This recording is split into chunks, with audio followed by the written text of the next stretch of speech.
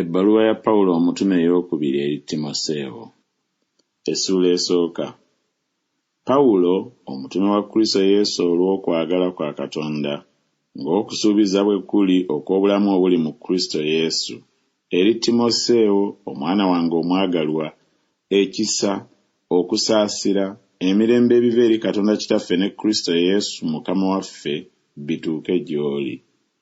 Neebaza Katonda gwe mpeereza okuva ku bajjajjange mu mwoyo omulungi, bwe nkujjukira obutayosa mu kusaba kwange emisana n'ekiro, nga nkulumirwa okukulaba, bwe njijukira amaziga go ndyoke njijule essanyu, bwe najjukizibwa okukkiriza okutali kwa bukuusa okuli mu ggwe, okwabeeranga olubereberye mu jjajjaawo Loyi ne mu nnyoko Ewuniike, era ntegeeredde ddala nga kuli ne mu ggwe.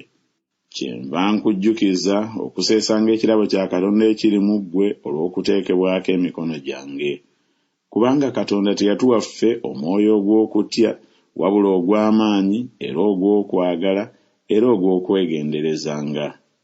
Kale tokwatirwanga nsonyi kutegeeza kwa Mukama waffe newaakubadde nze omusibe we, naye obonyaabonyezebwanga wamu n'enjiri ng'amaanyi ga Katonda bwe gali, eyatulokola n'atuyita okuyita okutukuvu, singa ebikolwa byaffe bwe biri, wabula okumalira kwe ye n'ekisa bwe biri, kye twaweerwa mu Kristo Yesu emirembe n'emirembe nga teginnabaawo.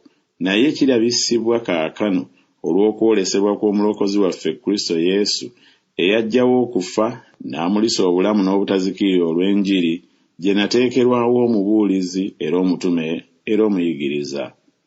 Era kyenva mbonaabona bwe ntyo, naye sikwatibwa nsonyi, kubanga mmanyi gwe nakkiriza, ne ntegeera ddala ng'ayinza okukuumanga kye namuteresa okutuusa ku lunaku luli.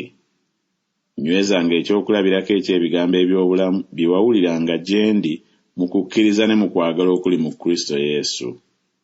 Ekintu ekirungi kye wateresebwa okikuumenga n'Omwoyo Omutukuvu abeera mu ffe. Kino okimanyi nga bonna abali mu Asiya bankuba amabega, kwabo ye Fugero ne Kerumogene. Mukama waffe asaasira ennyumba ya Onesifolo, kubanga yampumuzanga emirundi mingi, so teyakwatirwa nsonyi lujegere lwange, naye bwe yali mu Ruumi n'anyiikira okunnoonya n'okulaba n'andaba. Mukama waffe amuwa okulaba okusaasirwa eri Mukama waffe ku lunaku luli, era n'okuweereza kwonna kwe yaweerezanga mu Efeso gwe okutegeera bulungi nnyo.